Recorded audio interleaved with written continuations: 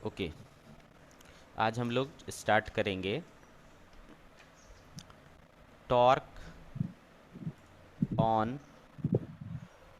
A current carrying coil. Current carrying coil,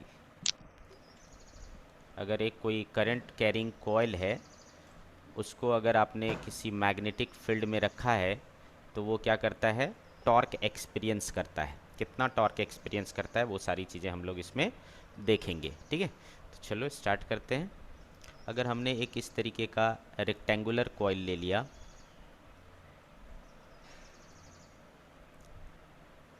ठीक, और समझो कि इसमें करंट कुछ इस तरीके से फ्लो कर रहा है। सॉरी, उल्टा डायरेक्शन अगर हम माने तो ज़्यादा बेटर रहेगा। ठीक है, यही ठीक है। ओके, इस तरीके का डायरेक्शन हमने ले लिया, और यहाँ पर मान लो एक्सटर्नल फील्ड है, मैग्नेटिक फील्ड है एक्सटर्नल।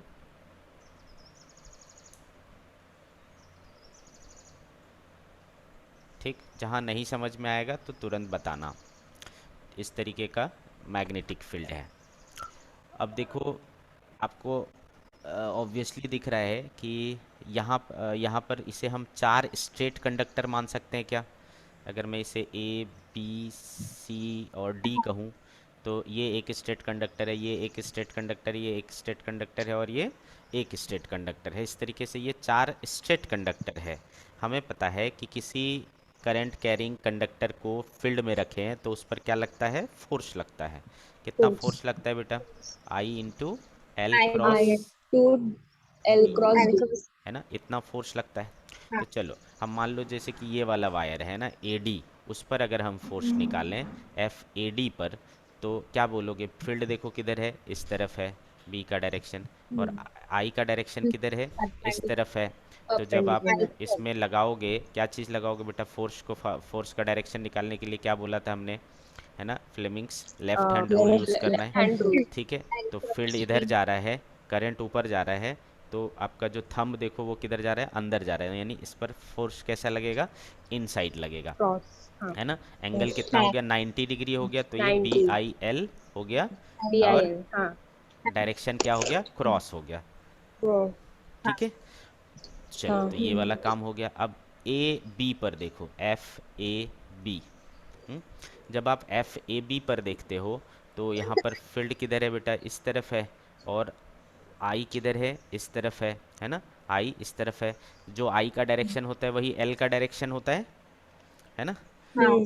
तो आप जब इसमें आई एल क्रॉस बी लगाओगे, देखो किसी भी पॉइंट पर आई एल क्रॉस बी लगाओगे, ठीक है, तो एल क्रॉस बी का डायरेक्शन देखो क्या होगा, एल क्रॉस बी ऊपर की तरफ आएगा, है ना, मतलब इसके ऊपर हाँ। परपेंडिकुलर ऐसा, है ना, इस तरीके से आपका हाँ। फोर्स आएगा इसके ऊपर, है ना। आ रही बात हाँ। समझ में? हम्म। चलो, तो ये ए बी पर हो गया, है ना, इस डायरेक्शन में आ रहा है। और बी सी पर, तो बी सी पर क्या होगा, बी सी पर करंट नीचे है और फील्ड इस नीचे तरफ है। फील्ड इस ठीक है, तरफ है तो तो इसमें लगाओगे तो परपेंडिकुलर वाला केस है, तो फील्ड इधर हो गया, करंट इधर हो गया, तो इस पे फोर्स किधर लग रहा है, आउट लग रहा है, तो बी आउट। आई हाँ। एल, और ये फील्ड हो गया आउट। डॉट। समझ गए? और अब सी डी पर समझ देखो, गए। तो एफ सी डी पर जब देखोगे कहीं पर भी, तो आपका फील्ड किधर हो रहा है, इस तरफ हो रहा है, और करंट किस तरफ हो रहा है, इस तरफ हो रहा है ना। आ रही बात समझ में? हाँ। फील्ड इस तरफ और करंट इस तरफ है। तो जब आप इसमें एल क्रॉस बी करोगे तो क्रॉस। देखो किधर आ रहा है, L, sorry, L cross B किधर आ रहा है, नीचे। नीचे आ रहा है ना, तो इस पे नीचे। देखो ऐसा हाँ। इस तरीके से आएगा। तो देखो, हम्म। ये वाले वायर पर फोर्स इस तरफ लग रहा है, और ये वाले फोर्स पर वायर पर इस तरफ लग रहा है, तो हर पॉइंट पर देखो, हर पॉइंट पर क्या होगा, अपोजिट फोर्स लगेगा, है ना। इस पॉइंट पर देखोगे तो इधर और इधर ऐसा, हर पॉइंट पर क्या होगा, अपोजिट फोर्स लगेगा। तो ये वायर का जो टोटल है ना, और ये वायर का जो टोटल है, एक दूसरे को क्या कर देगा, कैंसिल कर देगा। कैंसिल। ए बी हाँ। और सी डी एक दूसरे को कैंसिल आउट कर देगा, क्योंकि वो अपोजिट डायरेक्शन में लग रहा है। कोई हाँ। दिक्कत? नहीं। तो नहीं। अब नेट रूप से क्या बचा बेटा, है ना, बी आई एल ये वाला अंदर की AD और तरफ, BC। और बी हाँ। I L hmm. आउटसाइड। तो आउटसाइड। ये भी फोर्स क्या हो रहे हैं, एक दूसरे को कैंसिल ही करेंगे, कैंसिल। है हाँ। ना। ये भी फोर्स क्या करेंगे, कैंसिल ही करेंगे। तो नेट फोर्स अगर मैं निकालूंगा, तो नेट फोर्स तो क्या आने वाला है, ज़ीरो आने वाला है। 0। ठीक है। लेकिन हाँ। अगर मैं इसको, अगर अगर मान लो बेटा कि ये जो इसकी चौड़ाई है ना, यहाँ ये चीज़ मान लो बी है, ठीक है। ये वाली चीज़ कितनी है, बी है, और ये वाली हम्म। चीज़ हमने क्या ले रखा है, एल ले रखा है। ठीक है ना, आ रही बात समझ में। हम्म। तो क्या हो रहा हाँ। है, इस वाले पर तो फोर्स लग नहीं हाँ। रहा है ना। इस वाले पे फोर्स हम्म। लग नहीं रहा है। और अगर हम माने कि एल हम्म। बहुत छोटा है, हम्म, ठीक है, ऐसे ही रहने दो। इतना कहानी समझ में आ गया। तो बेटा ये हाँ। इस तरीके का कुछ कहानी हो रहा हम्म। है। एक फोर्स ऐसा अंदर लगा, और एक फोर्स ऐसा बाहर लगा। दोनों बाहर। का मैग्नीट्यूड क्या है, बराबर। ये भी बी आई एल, और ये भी क्या है, बी आई एल। BIL। दोनों का हाँ। लाइन ऑफ एक्शन क्या है, अलग अलग है। क्या कहते हैं इसे, हाँ। बताओ। क्या कहते हैं इसे, कपल बोलते हैं। इसे क्या बोलते हैं, हाँ। कपल बोलते हैं। तो यहाँ कपल। पर क्या हाँ। फॉर्म हो रहा है, कपल फॉर्म हो रहा है ना। जब कपल फॉर्म होता है बेटा, उसका हम मोमेंट ऑफ कपल निकाला करते थे, यानी टॉर्क निकाला करते थे। तो मोमेंट हाँ। ऑफ हाँ। हाँ। कपल यानी टॉर्क हम निकाल सकते हैं, और। और टॉर्क। हम्म। तो क्या होता था बेटा, मोमेंट ऑफ कपल, दोनों में से कोई एक फोर्स लेते थे और उनके बीच का परपेंडिकुलर परपेंडिकुलर डिस्टेंस। डिस्टेंस लेते थे, डिस्टेंस। है ना। दोनों में से कोई फोर्स लेंगे और उसके बीच का परपेंडिकुलर डिस्टेंस लेंगे।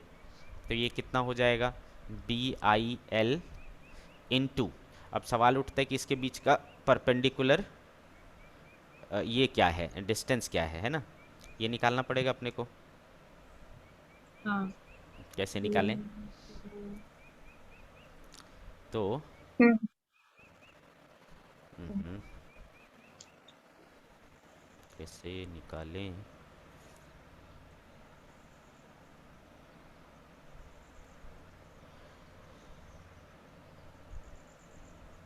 इसको इस तरीके से डाल लूँ, तो ये क्या हो जाएगा, परपेंडिकुलर डिस्टेंस हो जाएगा हम्म। इनके बीच का, है ना। और ये चीज़ मैंने क्या लिया है बेटा, हम्म। बी लिया है। हम्म। ये चीज़ मैंने बी लिया है, ओके। हम्म। बी। ये हो गया बी। हाँ। और एंगल सपोज, सपोज कि ये एंगल जो है वो अल्फ़ा है, ठीक है। मान लो कि ये एंगल अल्फ़ा है।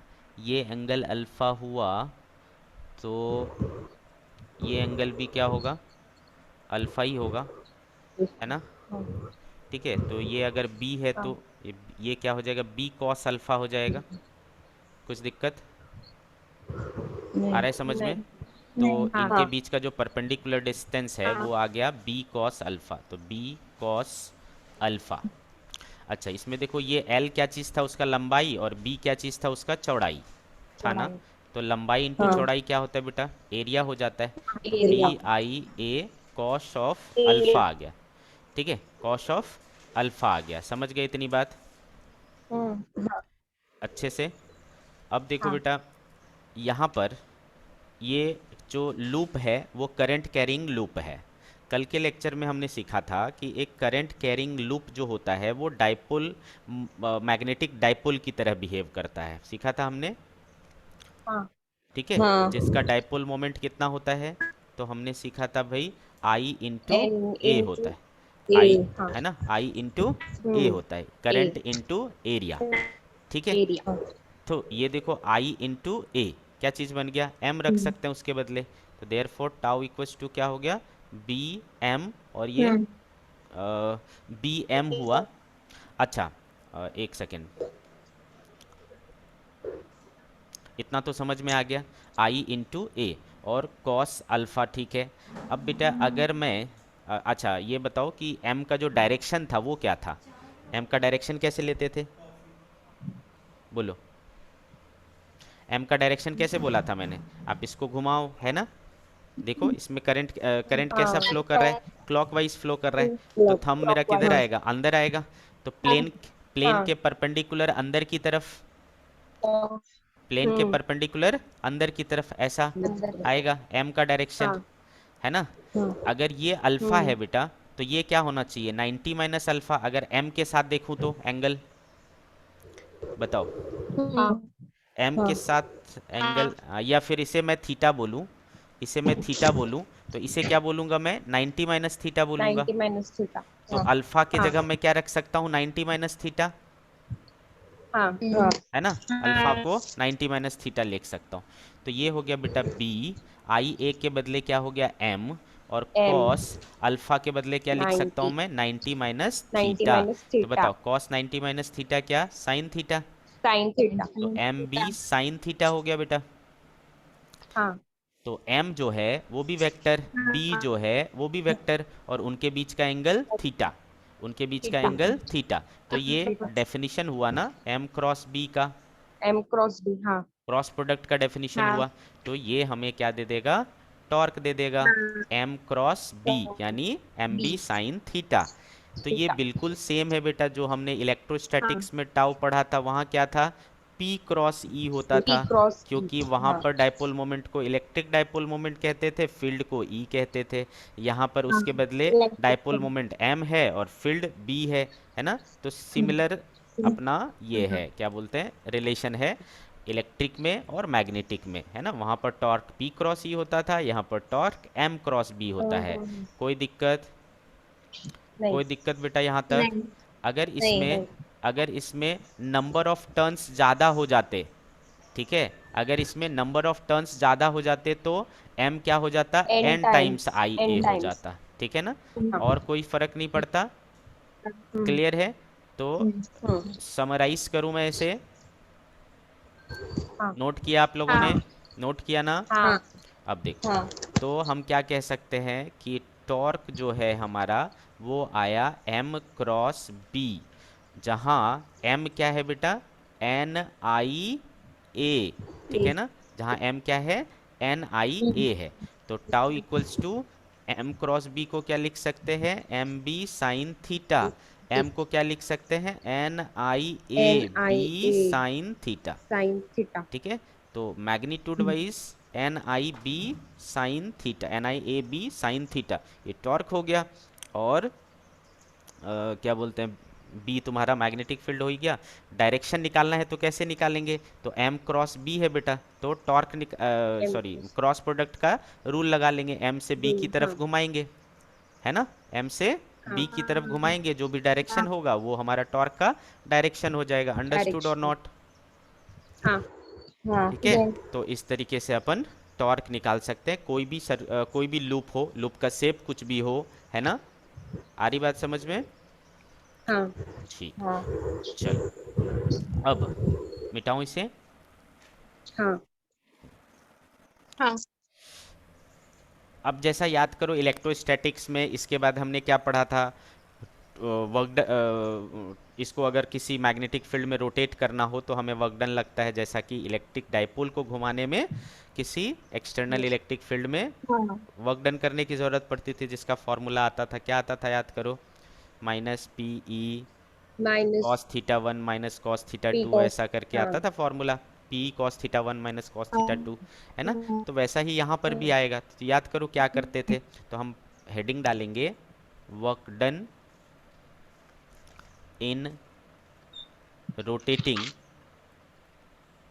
work done in rotating an electric dipole, sorry, and a magnetic dipole, huh, magnetic dipole in external magnetic field, magnetic field, ठीक है।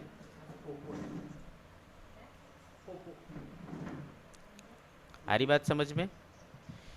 तो हम्म चूंकि वर्क डन बराबर क्या होता है बेटा, टाउ डी थीटा होता है। टाउ क्या आया हाँ आपका, M B sine theta, M B sine theta D D theta, है ना, डी डब्ल्यू। तो टोटल करने के लिए क्या करना पड़ेगा, अपने को इंटीग्रेट करना पड़ेगा। इंटीग्रेट। तो एम बी कॉन्स्टेंट चीज़ हुआ, इंटीग्रेशन करोगे साइन थीटा को थीटा वन से थीटा टू तक, तो क्या आएगा, एम बी साइन थीटा का क्या हो जाएगा बेटा, cos theta. Minus cos theta ना बेटा, माइनस कॉस थीटा। ठीक है। कहाँ से कहाँ तक करेंगे, थीटा 1 से थीटा 2 थीटा तक। 1 से तो थीटा माइनस एम बी, है ना, cos upper limit theta 2 minus lower limit theta 1, theta ऐसा आ 1। जाएगा आपका। तो ये हो गया आपका work done, minus M B cos theta 2 minus cos theta 1। कोई दिक्कत? नहीं। तो ये भी एक्सप्रेशन सेम है जैसा वहाँ पे था, कोई अलग नहीं है, सिर्फ चीज़ें बदल गई है। क्यों? क्योंकि डाइपोल वहाँ पर P होता था, यहाँ पर M है, वहाँ पर फील्ड एम E होता था, यहाँ पर फील्ड B है। बी कुछ भी है। अलग नहीं है। आ रहा है समझ में ना? हाँ। ओके। चलो, इसके बाद हम क्या करते थे, पोटेंशियल एनर्जी, है ना, पोटेंशियल हम्म। एनर्जी सब एकदम सेम है ना। Potential energy of dipole moment in external field, in external field. कोई दिक्कत? बताओ क्या हो नहीं। जाएगा बेटा। एक्सटर्नल फील्ड, ये क्या होता है, potential energy, change in potential energy work done के बराबर होता था बेटा, वर्क डन। हाँ। एक्सटर्नल वर्क डन के बराबर होता है, ठीक है। तो यहाँ पर ये डेल यू क्या हो जाएगा, minus M B cos minus theta M B. 2 minus cos theta 1, है ना, ऐसा आ जाएगा। कोई दिक्कत? नहीं। अब बेटे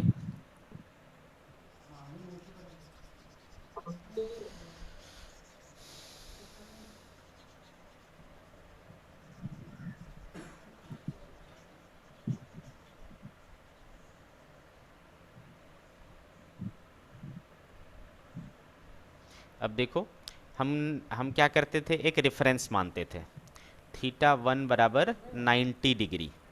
यहाँ पर जो पोटेंशियल एनर्जी होता है उसे हम ज़ीरो मानते हैं, और थीटा 2 मान लो कोई भी एंगल थीटा हो, वहाँ पर जो है पोटेंशियल एनर्जी यू हुआ मान लो, ठीक है। तो डेल यू मतलब क्या, चेंज, यानी final minus initial, initial. Equals to minus M B cos theta 2 minus cos theta 1।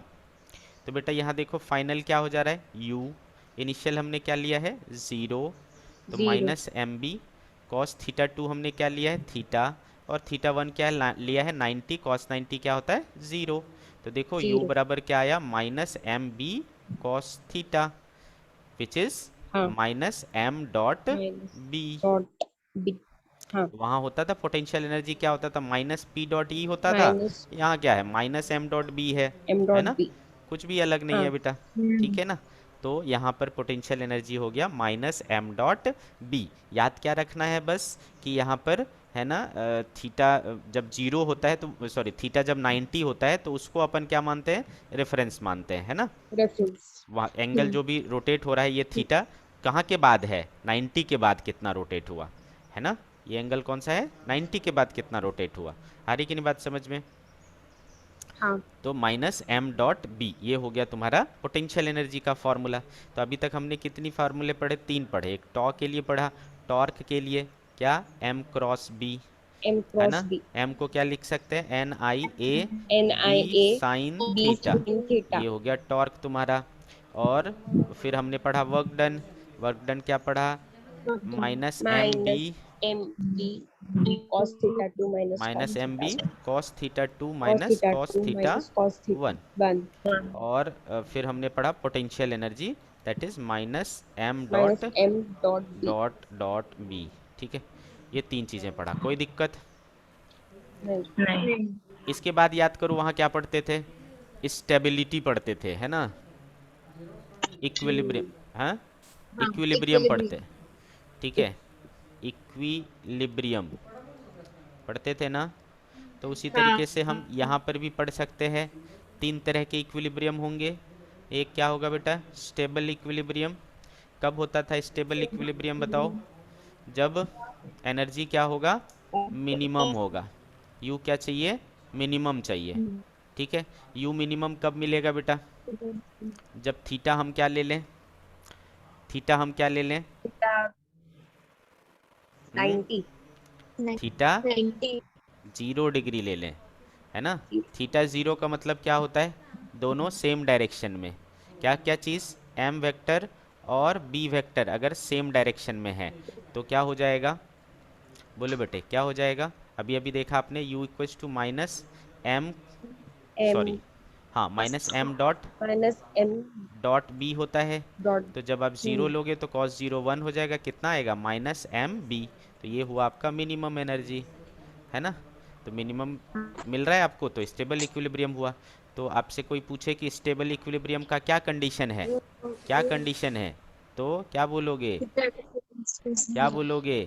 theta दोन equals to 0 थीटा क्या होना तो चाहिए, किसके बीच का थीटा, एम और बी के बीच का, m और डाइपोल b मोमेंट और मैग्नेटिक फील्ड के बीच का एंगल क्या होना चाहिए, 0 डिग्री होना चाहिए। 0 दूसरा degree किस तरीके से बोलेंगे, डाइपोल मोमेंट का डायरेक्शन और मैग्नेटिक फील्ड का डायरेक्शन और दोनों क्या होना magnetic चाहिए, same सेम होना चाहिए। या तो बोलो same दोनों सेम है या बोलो कि दोनों pa पैरेलल हैं, ठीक है। parallel ठीक है, हाँ तो आपका क्या मिलेगा, स्टेबल इक्विलिब्रियम मिलेगा। सेकेंड केस था बेटा अनस्टेबल इक्विलिब्रियम। कोई चीज़ अनस्टेबल कब होता है, जब उसके पास बहुत एनर्जी होती है, अनस्टेबल इक्विलिब्रियम। तो उसके लिए equilibrium आपको यू क्या चाहिए बेटा, मैक्स चाहिए। यू मैक्स आप max कैसे करोगे, थीटा 180 डिग्री लेकर के। theta थीटा 180 180 का degree मतलब क्या हुआ, दोनों एंटी पैरेलल चाहिए, anti parallel ठीक है, दोनों एंटी पैरेलल चाहिए। ठीक, तो यहाँ पर देखो u बराबर क्या हो जाएगा, माइनस एम बी कॉस 180 क्या होता है माइनस cos वन, 180 तो क्या हो गया minus प्लस 1 एम बी। तो देखो ये मिनिमम और ये maximum. M B cos theta का वैल्यू कहाँ से कहाँ तक बदल सकते हो आप, minus M B cos theta का वैल्यू कहाँ से कहाँ तक बदल सकते हो। इसका मिनिमम क्या होता है माइनस वन, मैक्सिमम क्या होता है minus प्लस वन। 1 तो ये plus माइनस 1 एम बी से प्लस एम बी तक ही बदल सकता है, समझा कि नहीं। तो ये मिनिमम हुआ और ये हाँ मैक्सिमम हुआ। तो अभी maximum अनस्टेबल इक्विलिब्रियम है, तो इसके लिए कंडीशन पूछेगा तो क्या बोलेंगे, कंडीशन uh, हो जाएगा। theta should be 180 degree and both the पहला m हो and गया b should theta be 180 anti-parallel degree, और या फिर दूसरा बोलेंगे कि एंटी पैरेलल होने चाहिए, एम इधर तो बी इधर। ठीक, ये हो गया अनस्टेबल इक्विलिब्रियम, अंडरस्टूड। हाँ ठंडा हो, ठंडा दीजिएगा सर। ठीक है, आई बात समझ में। हाँ नहीं मैं ठंडा कर लूँगा खुद, आ रही बात समझ में। चलो तीसरा क्या था बेटा, हाँ तीसरा क्या था, neutral equilibrium. neutral neutral equilibrium, इसमें क्या होता था, thank you so much. Neutral equilibrium, इसमें आपको u जो है वो ज़ीरो चाहिए, है ना। u क्या हुआ, ज़ीरो कब होगा, जब थीटा 0 90 डिग्री होगा, theta है ना। 90 degree थीटा 90 का मतलब m हम्म इधर तो b इधर, है ना, आ रहा है समझ में। ठीक है, तो ऑटोमेटिकली चूंकि u बराबर माइनस एम बी कॉस 90 और cos 90 zero, potential energy zero हो गया। तो ये न्यूट्रल इक्विलिब्रियम हो गया। तो ये हमने डिस्कस कर ली बेटा type of equilibrium, type of equilibrium. equilibrium अब जो है फ़कत एक टॉपिक बचा है, लास्ट टॉपिक, आज चैप्टर ही संपला हो जाएगा। पूरा 2 हफ्ता है तुम्हारे पास प्रैक्टिस करने को, ठीक है। आज मंडे है ना, नहीं ट्यूसडे वेडनेसडे है। Wednesday हाँ, बहुत समय मिलने वाला है प्रैक्टिस करने को, इसी खुशी में बारिश होने लगी। चलो आगे बढ़ूँ, आगे बढ़ूँ। हाँ चलो अब जो टॉपिक हम लोग पढ़ने वाले हैं वो एक प्रकार का इंस्ट्रूमेंट है, ठीक है। हमने एक इंस्ट्रूमेंट पढ़ा था बेटा, गैल्वेनोमीटर, है ना, गैल्वेनोमीटर पढ़ा था। तो उस गैल्वेनोमीटर का डिटेल हमें पढ़ना है अभी। इसे कहते हैं बेटा moving coil galvanometer, moving coil galvanometer.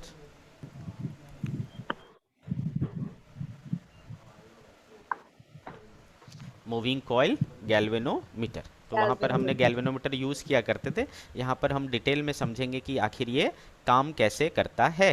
Clear, देखो बेटा हाँ नाम क्या है इसका, मूविंग कॉइल गैल्वेनोमीटर, ठीक है। तो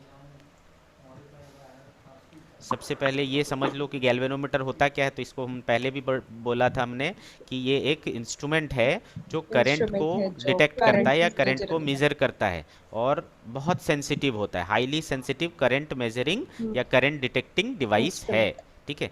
तो it is highly sensitive, highly sensitive. जब मैं हाईली सेंसिटिव कहता हूँ इसका मतलब होता है कि वो स्मॉल से स्मॉल करंट को भी डिटेक्ट कर लेता है। ठीक है, it is highly sensitive current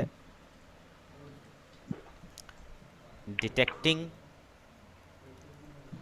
and measuring device. Understood? It is highly sensitive current detecting and measuring device. अब सवाल उठता है कि ये किस प्रिंसिपल पे काम करता है? Principle of working of galvanometer. ये इस फैक्ट पर काम करता है जो अभी हमने सीखा कि अगर एक करंट कैरिंग कॉइल है, उसे अगर किसी मैग्नेटिक फील्ड में रख दिया जाए तो उसके ऊपर क्या लगता है? टॉर्क लगता है। इसी प्रिंसिपल पर ये काम करता है। आया क्या समझ में? हाँ इट हाँ works on the principal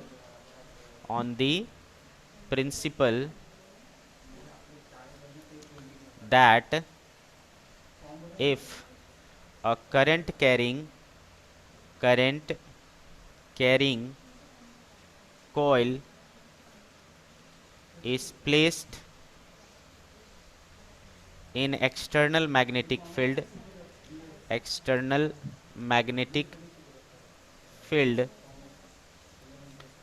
it experiences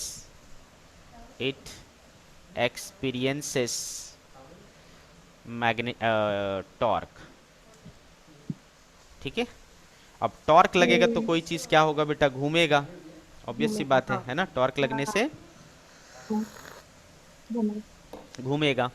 यहाँ तक बात समझ में आ गई? हम्म, अब हम देखेंगे इसका कंस्ट्रक्शन।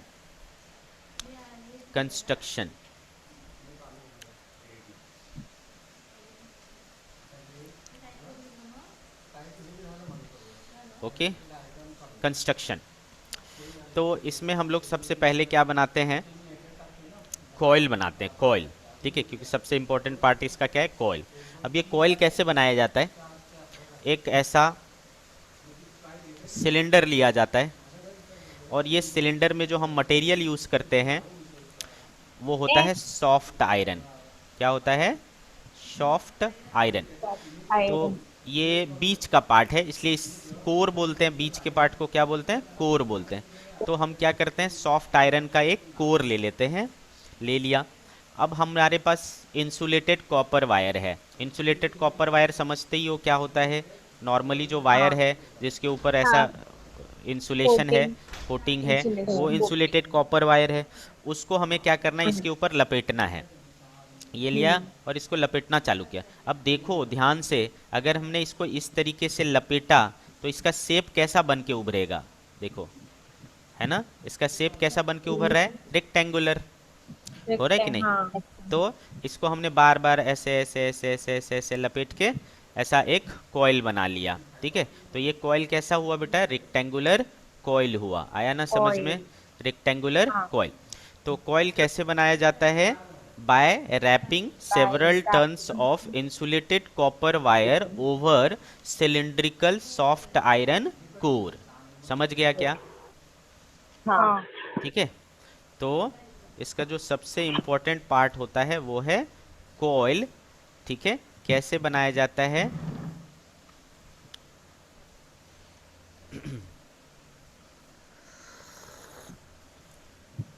कैसे बनाया जाता है?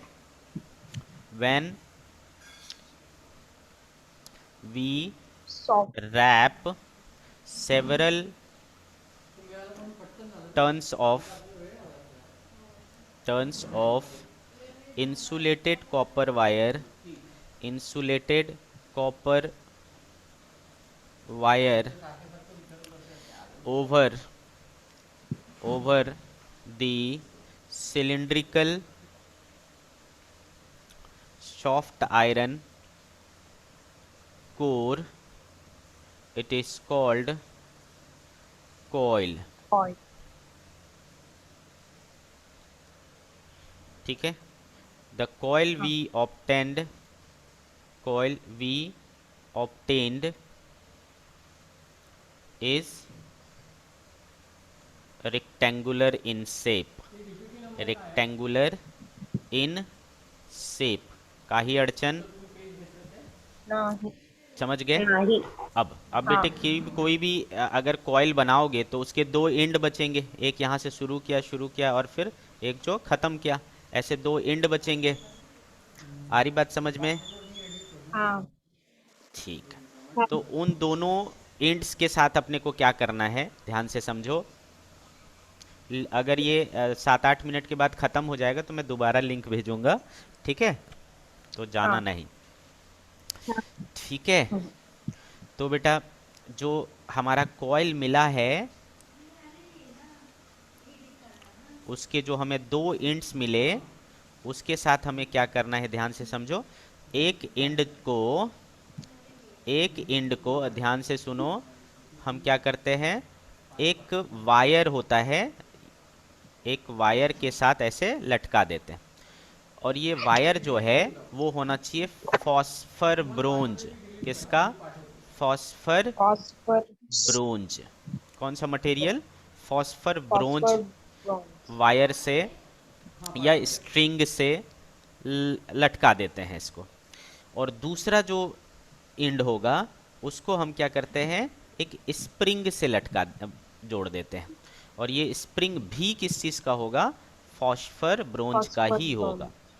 या फिर घोड़े की पूंछ, घोड़े की पूंछ होती है ना, है, हाँ। उसके जो बाल हाँ। होते हैं उसको भी लटका सकते हैं।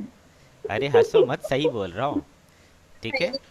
हाँ, हॉर्स टेल जो होता है उसकी पूंछ के बाल से भी अपन वो लटकाते हैं, फॉस्फर ब्रोंज, ठीक है?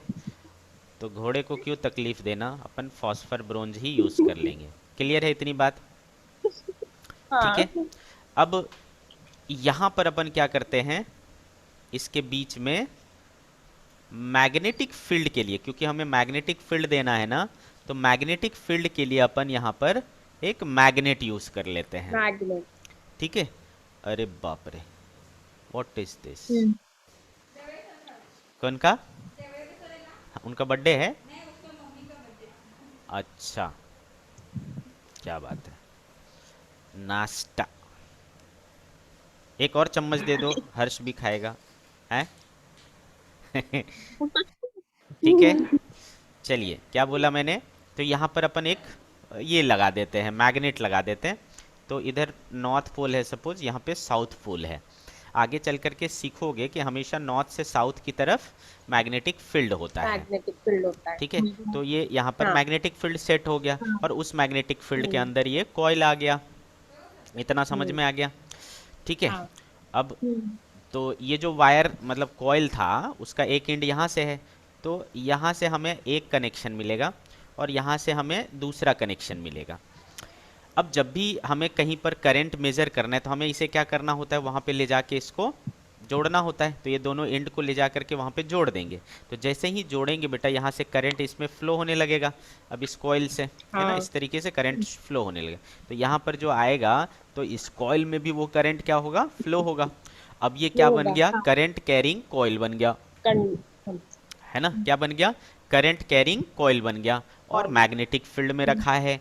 तो अब ये सिचुएशन हो गया वही कि एक करंट कैरिंग कॉइल जो है किसी मैग्नेटिक फील्ड में रखा है, तो उसके ऊपर क्या लगेगा, हाँ। डाइप टॉर्क लगेगा। फोर्स। और उस टॉर्क। टॉर्क से ये क्या होना शुरू कर देगा, घूमना शुरू कर देगा। मूव।